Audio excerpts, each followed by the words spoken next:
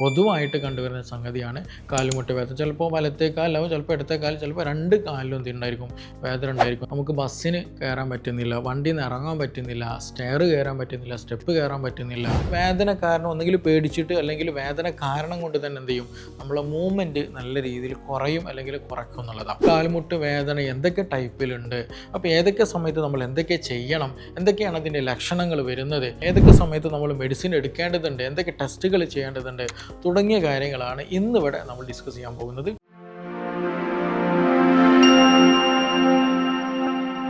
കാൽമുട്ട് വേദന എന്നൊരു സർവ്വസാധാരണ അല്ലേ. നമുക്ക് ബസ്സിന് കയറാൻ പറ്റുന്നില്ല, വണ്ടിയിൽ നിന്ന് ഇറങ്ങാൻ പറ്റുന്നില്ല, സ്റ്റെയർ കയറാൻ പറ്റുന്നില്ല, സ്റ്റെപ്പ് കയറാൻ പറ്റുന്നില്ല. ഈവൻ ചില സമയത്ത് നമുക്ക് രാവിലെ എഴുന്നേറ്റിട്ട് ഒരു കാലടി കണ്ട് വെക്കാൻ പറ്റുന്നില്ല. കാരണം കാൽമുട്ടൊക്കെ നല്ല സ്റ്റിഫായിട്ട് നല്ല രീതിയിൽ പെയിൻഫുൾ ആകുന്ന ഒരു അവസ്ഥ പല ആളുകളിലും കണ്ടുവരാറുണ്ട് എന്നുള്ളതാണ്.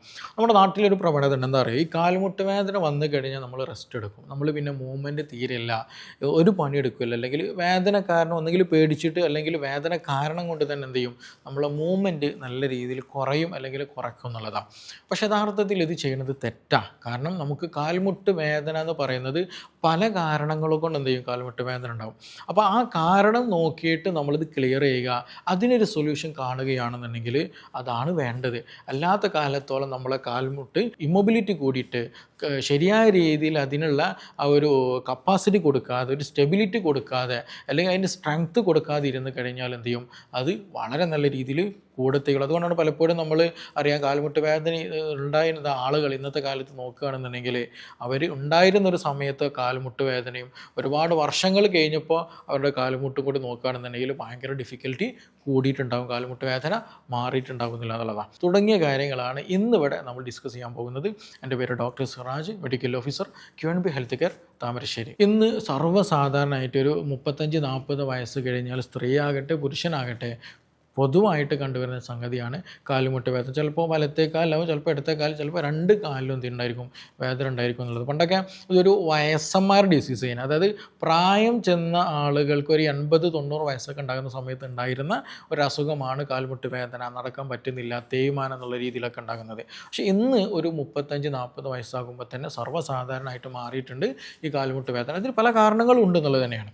പക്ഷേ നമ്മൾ ഒരു പൊതുവായിട്ട് നമ്മുടെ നാട്ടിലൊരു ശൈലി, കാൽമുട്ട് വേദന വന്ന് കഴിഞ്ഞാൽ നമ്മൾ നേരെ എക്സ്റേ എടുക്കും, അത് തേയ്മാനുണ്ട്, എന്നിട്ട് എന്ത് ചെയ്യും, നമ്മൾ റെസ്റ്റ് എടുക്കും, പിന്നെ മൂവ്മെൻറ്റ് നടക്കില്ല എന്നുള്ളതാണ്.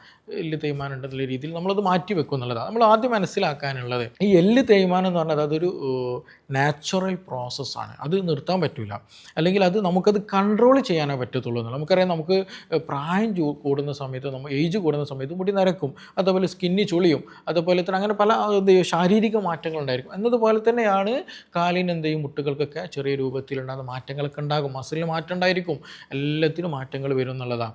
അപ്പോൾ ഇത് നേരത്തെ എന്തുകൊണ്ട് ആകുന്നു എന്നുള്ളതാണ് നമ്മൾ ആലോചിക്കേണ്ടത്, തേയ്മാനം ഉണ്ട് എന്നുണ്ടെങ്കിൽ. ഇനി അതുമല്ല എന്നുണ്ടെങ്കിൽ ബഹുഭൂരിപക്ഷം ആളുകളുടെ ഈ വേദന എടുത്ത് നോക്കുകയാണെങ്കിൽ ചിലപ്പോൾ കാൽമുട്ടിലൊന്നും ആയിരിക്കില്ല, അല്ലെങ്കിൽ ആ എല്ലിലായിരിക്കില്ല പെയിൻ ഉണ്ടാവുക, ചിലപ്പോൾ അവർക്ക് മസിൽസിലായിരിക്കും, ചിലപ്പോൾ ലിഗമെൻറ്റിലായിരിക്കും, ചിലപ്പോൾ മെനിസ്കസിലായിരിക്കും, ചിലപ്പോൾ സ്കിന്നിൽ എന്തെങ്കിലും പ്രശ്നങ്ങളായിരിക്കും. അങ്ങനെ പല കാരണങ്ങൾ കൊണ്ട് എന്ത് ചെയ്യുന്നുണ്ട്, മുട്ടുവേദന ഉണ്ടാവുക. നമുക്ക് എന്താ ഫീൽ ചെയ്യല്, കാലിൽ മുട്ടുവേദന എന്നുള്ളതാണ്. പക്ഷേ അവിടെ എടുത്ത് നോക്കുമ്പോൾ MRI മറ്റ് സ്കാനും കാര്യങ്ങൾ എക്സാമിനേഷനൊക്കെ ചെയ്യുന്ന സമയത്ത് ചിലപ്പോൾ എല്ലിനായിരിക്കില്ല പ്രശ്നം, ചിലപ്പോൾ ലിഗമെൻറ്റിനായിരിക്കും, ചിലപ്പോൾ മസിൽസിനായിരിക്കും ഉണ്ടാവുക. ഇന്ന് ബഹുഭൂരിപക്ഷം ആളുകൾ പറയുന്നൊരു പേരാണ് എന്ത്, ഈ രാവിലെ എഴുന്നേൽക്കുന്ന സമയത്ത് സ്റ്റിഫ്നെസ് വരുന്നുണ്ട്, ഒരു ഉറച്ചതുപോലെ, അല്ലെങ്കിൽ ഒന്ന് ഇരുന്നോടത്ത് എണീക്കുന്ന സമയത്ത് വേദന കൂടുക, നിന്നോടത്തുനിന്ന് കുറച്ചൊന്ന് നടന്ന് തുടങ്ങിക്കഴിഞ്ഞാൽ വേദന കൂടുക. എന്തുകൊണ്ടാണ് സംഭവിക്കുന്നത് ുണ്ടെങ്കിൽ ലിഗമെൻറ്റ് പലപ്പോഴും അല്ലെങ്കിൽ മസിൽസ് പലപ്പോഴും വീക്കായതുകൊണ്ടാണ്.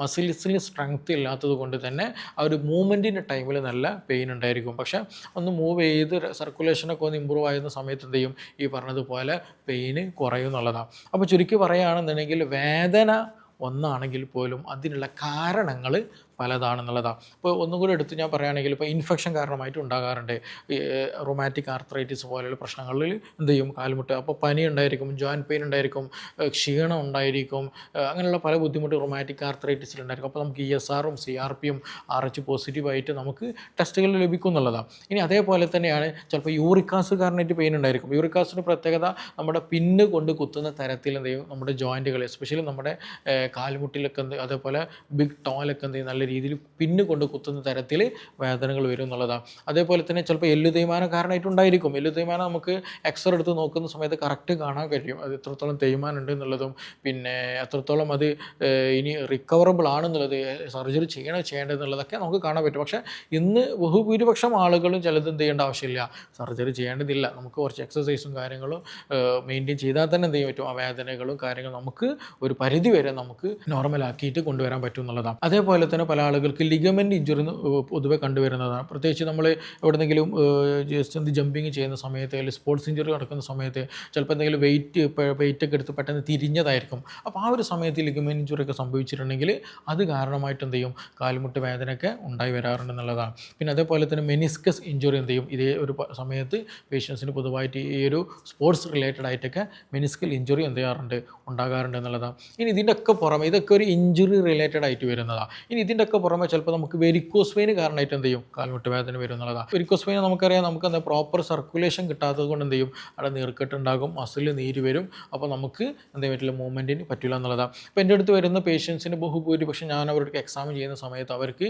ഈ ഒരു തൈയുടെ മുകളിൽ, അതായത് തുടയുടെ ഭാഗത്ത് മുകളിലുണ്ടല്ലോ, കാൽമുട്ടിൻ്റെ മുകൾ ഭാഗത്തേക്ക് അവിടെ നല്ല മസ്കുലാർ പെയിൻ ഉണ്ടായിരിക്കും, അവർക്ക് നല്ല നീർക്കെട്ട് ഉണ്ടായിരിക്കും എന്നുള്ളതാണ്. കാരണം ഈ വരുന്ന പേഷ്യൻസൊക്കെ എന്ത് ചെയ്യും, കാൽമുട്ട് വേദന കാരണമായിട്ട് നടക്കത്തില്ല, അല്ലെങ്കിൽ സ്റ്റെപ്പ് കയറില്ല, ഒരു പണി എടുക്കത്തില്ല, ഫുൾ ടൈം റെസ്റ്റ്, അല്ലെങ്കിൽ നീ ക്യാപ്പ് എന്തെങ്കിലും ഇട്ടിരിക്കുന്ന കണ്ടീഷൻ. അപ്പോൾ അങ്ങനെ വരുമ്പോൾ അവിടെ പ്രോപ്പർ സർക്കുലേഷൻ നടക്കില്ല, മസിൽസ് ലിഗമെൻറ്റ്സ് പ്രോപ്പറായിട്ട് ഫങ്ഷൻ ചെയ്യില്ല, അപ്പോൾ അത് വീക്കായിട്ട് പോകുന്നുള്ളതാണ്. അതുകൊണ്ടാണ് പലപ്പോഴും ഡോക്ടേഴ്സ് എന്ത് ചെയ്യാറുള്ളത്, ഫിസിയോതെറാപ്പിക്ക് റെഫർ ചെയ്യുന്നത്. ഫിസിയോതെറാപ്പിയിൽ ചെയ്യുന്നത് നമുക്ക് ഒരു പ്രോപ്പർ മൂവ്മെൻറ്റ് സിസ്റ്റം നമുക്ക് കൊണ്ടുവരാമെന്നുള്ളതാണ്. അപ്പോൾ അത് നമുക്ക് തന്നെ എന്ത് ചെയ്യാൻ പറ്റണം, വീട്ടിൽ നമുക്ക് തന്നെ മെയിൻറ്റെയിൻ ചെയ്തിട്ട് എക്സസൈസ് ചെയ്തിട്ട് കൊണ്ടുവരാൻ കഴിയണം എന്നുള്ളത് തന്നെയാണ്. അപ്പോൾ ചുരുക്കി പറയുകയാണെന്നുണ്ടെങ്കിൽ മസിൽസും ലിഗമെൻസും അതുപോലെ ഇൻഫെക്ഷൻ റിലേറ്റഡ് ആയിട്ടും അല്ലെങ്കിൽ മെറ്റബോളിക് ഡിസീസ് കാരണമായിട്ടൊക്കെ എന്ത് ചെയ്യും, ഈ ബുദ്ധിമുട്ടുകൾ വരും. അതേപോലെ തന്നെ വെരിക്കോസ് വെയിൻ, അങ്ങനെ പല റീസണുകൾ കൊണ്ട് എന്ത് ചെയ്യാറുണ്ട്, കാൽമുട്ട് വേദന വരാറുണ്ട് എന്നുള്ളതാണ്. അപ്പോൾ ഇനി ഇങ്ങനെയൊക്കെ വന്നു കഴിഞ്ഞാൽ നമുക്ക് ചെയ്യാൻ പറ്റുന്നത്, ഒന്ന് ഇതിൻ്റെ റീസൺ എന്താണെന്നുള്ളത് ആദ്യം നമുക്ക് ഫൈൻഡ് ഔട്ട് ചെയ്യാൻ പറ്റുക,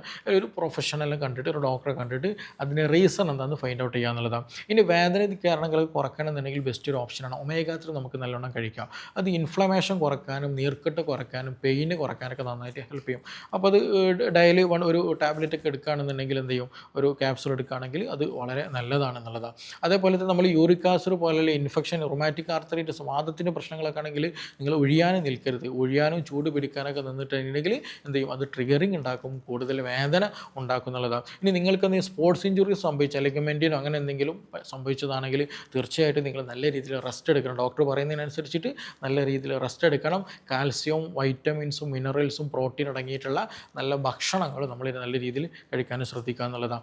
അതേപോലെ തന്നെ നമ്മൾ പ്രത്യേകം ശ്രദ്ധിക്കാനുള്ളതാണ്, ഇത് ബഹുഭൂരിപക്ഷം ആളുകളിൽ ഡെഫിഷ്യൻസി നല്ല രീതിയിൽ ഉണ്ടാകും എന്നുള്ളതാണ്. വൈറ്റമിൻസിനൊക്കെ ഡെഫിഷ്യൻസി നല്ല രീതിയിൽ ഉണ്ടാകും എന്നുള്ളത്. പ്രത്യേകിച്ച് എടുത്ത് പറയുകയാണെങ്കിൽ വൈറ്റമിൻ ഡി നല്ല രീതിയിൽ കുറവുള്ള ഒരു സമയമാണ്. അപ്പോൾ അതുകൊണ്ട് തന്നെ നമ്മുടെ നാട്ടിൽ വെയിലൊക്കെ ഉണ്ടെന്ന് പറഞ്ഞിട്ട് കാര്യം, നമ്മൾ വെയിൽ കൊള്ളുന്നില്ല എന്നുള്ളതാണ്. അപ്പോൾ പ്രോപ്പറായിട്ട് എന്ത് ചെയ്യണം, ഒരു നിശ്ചിത സമയം ഒരു 10-15 മിനിറ്റ് വെയിൽ കൊള്ളാൻ ശ്രദ്ധിക്കണം.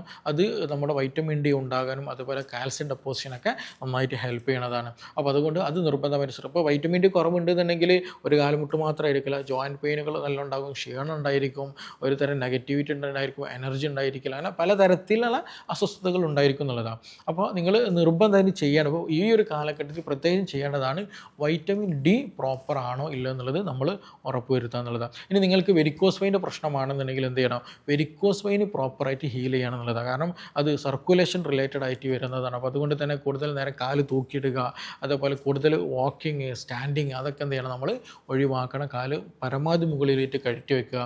അതേപോലെ തന്നെ നമ്മൾ എന്ത് ചെയ്യുക, കാല് ഒഴിയണം, താഴെ നിന്ന് മുകളിലോട്ട് മസാജ് ചെയ്യുന്ന കണ്ടീഷൻ വരിക എന്നുള്ളതാണ്. ഇനി നിങ്ങൾക്ക് മസിൽസ് റിലേറ്റഡ് ആയിട്ട് ഇപ്പോൾ തേയ്മാനത്തിൻ്റെ തുടക്കത്തിലൊക്കെ ആണെന്നുണ്ടെങ്കിൽ ചിലപ്പോൾ എന്ത് ചെയ്യും, നമുക്ക് അതിനുള്ളിൽ നിന്ന് ഒരു ക്രെപ്പിറ്റസ് സൗണ്ടുകൾ, നമ്മൾ നടക്കുന്ന സമയത്തൊക്കെ ടക്ക് ടക്ക് എന്നുള്ള രീതിയിൽ പൊട്ടുന്ന സൗണ്ട് കേൾക്കും.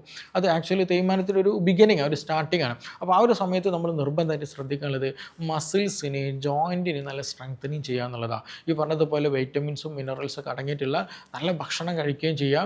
അതിന് മാത്രമല്ല നല്ല രീതിയിൽ എക്സസൈസുകൾ, വ്യായാമം നമ്മൾ എന്ത് ചെയ്യണം, പ്രോപ്പറായിട്ട് ചെയ്യണം എന്നുള്ളതാണ്. അത് ചെയ്യുമ്പോൾ തന്നെ മസിൽസിന് സ്ട്രെങ്ത് ഉണ്ടാകും. ആ സ്ട്രെങ്ത് കിട്ടുമ്പോൾ തന്നെ എന്ത് ചെയ്യും, ഈ ഒരു പ്രശ്നങ്ങളൊക്കെ നമുക്ക് മെയിൻറ്റെയിൻ ചെയ്യാൻ പറ്റും എന്നുള്ളതാണ്. അതേപോലെ നല്ല വെള്ളം കുടിക്കണം. നമ്മൾ പലപ്പോഴും വിട്ടുപോകുന്ന സാധനം, നമ്മുടെ ബോഡിയിൽ ലൂബ്രിക്കേഷൻ ഉണ്ടാവണമെന്നുണ്ടെങ്കിൽ, അതുപോലെ സ്മൂത്ത്നെസ് ഉണ്ടാകണമെന്നുണ്ടെങ്കിൽ ഹൈഡ്രേഷൻ വളരെ ഇമ്പോർട്ടൻ്റ് ആണ്. അപ്പോൾ ദിവസം ഒരു 8 ഗ്ലാസ് അല്ലെങ്കിൽ ഒരു 3 ലിറ്റർ വെള്ളം നിർബന്ധമായിട്ട് കുടിക്കുന്നുണ്ടെന്നുള്ളത് ഉറപ്പ് വരുത്തണം. കാരണം പലപ്പോഴും നമുക്ക് ഒരു സൈനോവിയൽ ഫ്ലൂയിഡ്, രണ്ട് ബോണുകൾക്കിടയിൽ ഉണ്ടാകുന്ന ഗ്യാപ്പ്, ആ ഗ്യാപ്പിൽ ഈ സൈനോവിയൽ ഫ്ലൂയിഡ് ലിക്വിഡ് കുറഞ്ഞു കഴിഞ്ഞാൽ എന്ത് ചെയ്യും, അവിടെ ഈ പറഞ്ഞതുപോലെ എല്ല് തേയ്മാനം പെട്ടെന്ന് ഉണ്ടാകാനും എല്ല് പൊട്ടാനൊക്കെ സാധ്യത വളരെ കൂടുതൽ. അപ്പോൾ ഹൈഡ്രേഷൻ എന്ത് ചെയ്യണം, നമ്മൾ നല്ല രീതിയിൽ നിലനിർത്തുക എന്നുള്ളതാണ്. ഇപ്പോൾ ഇനി നിങ്ങൾക്ക്, ഞാൻ ഇനി സിമ്പിളൊരു ട്രിപ്പും കൂടി പറഞ്ഞുതരാം. നിങ്ങൾക്ക് ഇനി കാൽമുട്ടി നല്ല വേദന വരുന്നുണ്ട്, നീർക്കെട്ടൊക്കെ ഉണ്ട്, അതേസമയം നിങ്ങൾക്ക് വാദത്തിൻ്റെയോ യൂറിക് ആസിഡിൻ്റെയോ അല്ലെങ്കിൽ ഇൻഫെക്ഷൻ്റെയോ മറ്റു പ്രശ്നങ്ങളൊന്നുമില്ല, പക്ഷേ ഈ ഒരു മൂവ്മെൻറ്റ് കുറഞ്ഞത് കാരണമായിട്ടാണ് നിങ്ങൾക്ക് കാൽമുട്ട് വേദന വരുന്നുണ്ടെങ്കിൽ നിങ്ങൾക്ക് ചെയ്യാൻ പറ്റുന്ന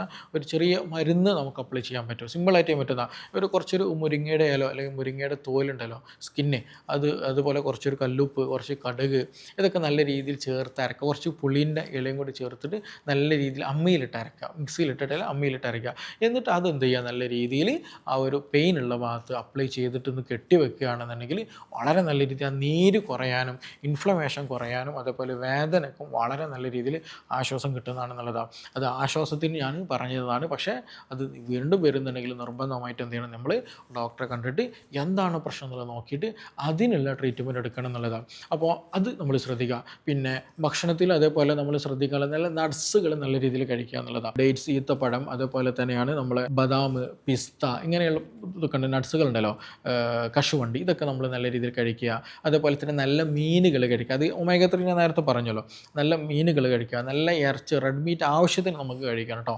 അത് നല്ല പ്രോട്ടീൻ ഉള്ളതാണ്. അപ്പോൾ അത് പ്രോട്ടീൻ എന്ത് വേണം, നമ്മുടെ മസിൽസ് മെയിൻറ്റെയിൻ ചെയ്യാൻ വളരെ ഇമ്പോർട്ടൻറ്റ്. പലപ്പോഴും ഇന്ന് കാൽമുട്ട് വേദന വന്നു കഴിഞ്ഞാൽ, ഷുഗർ വന്നു കഴിഞ്ഞാൽ പല ആളുകളും ഈ കോഴിമുട്ട കഴിക്കില്ല, ഇറച്ചി കഴിക്കില്ല, മീൻ തൊടില്ല. ഇത് വളരെ ഡേഞ്ചറാണ്. കാരണം ഓൾറെഡി ഒരു 40 വയസ്സൊക്കെ ആയിക്കഴിഞ്ഞാൽ സാർക്കോപ്പീനിയ എന്ന് പറയുന്നൊരു കണ്ടീഷനാണ്. അതായത് നമ്മുടെ ബോഡിയിൽ മസിലിൻ്റെ മാസ് കുറഞ്ഞു വരും. അത് നോർമലി ഏജ് റിലേറ്റഡ് ആയിട്ട് വരുന്ന ഒരു കണ്ടീഷനാണ്. അപ്പോൾ അത് മെയിൻറ്റെയിൻ ചെയ്യണമെന്നുണ്ടെങ്കിൽ, അത് ഓവർകം ചെയ്യണമെന്നുണ്ടെങ്കിൽ എന്ത് ചെയ്യണം, നമ്മൾ പ്രോപ്പറായിട്ട് ഡയറ്റ് ഉൾപ്പെടുത്തണം. ഡയറ്റിൽ ഈ പറയുന്ന പ്രോട്ടീൻ, നല്ല പ്രോട്ടീൻ നമ്മൾ ഉൾപ്പെടുത്തൽ വളരെ അത്യാവശ്യമാണെന്നുള്ളതാണ്. അപ്പോൾ ചുരുക്കി പറയുകയാണെന്നുണ്ടെങ്കിൽ, നമുക്ക് കാൽമുട്ട് വേദന ഉണ്ടെന്ന് കരുതിയിട്ട് ഉടനെ തന്നെ പോയിട്ട് റെസ്റ്റ് എടുക്കരുത്.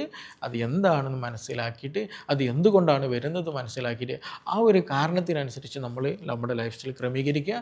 അപ്പോൾ സിമ്പിളായിട്ട് തന്നെ നല്ല രീതിയിൽ നമുക്കത് മാറ്റിക്കൊണ്ടുവരാൻ പറ്റും. ഒരുപാട് മരുന്നുകളും ഒരുപാട് കാലത്തെ ട്രീറ്റ്മെൻറ്റിൻ്റെ ആവശ്യമൊന്നുമില്ലാതെ നമുക്ക് ക്ലിയർ ആക്കി കൊണ്ടുവരാൻ പറ്റും. അപ്പോൾ ഈ വിഷയത്തിൽ നിങ്ങൾക്ക് ഇനി എന്തെങ്കിലും സംശയങ്ങളുണ്ട്, കൂടുതൽ അറിയാൻ താല്പര്യമുണ്ടെങ്കിൽ താഴെ തന്നിട്ടുള്ള നമ്പറിൽ ബന്ധപ്പെടാവുന്നതാണ്. നമുക്കിനി മറ്റൊരു വിഷയവുമായി ബന്ധപ്പെട്ട് വീണ്ടും കാണാം.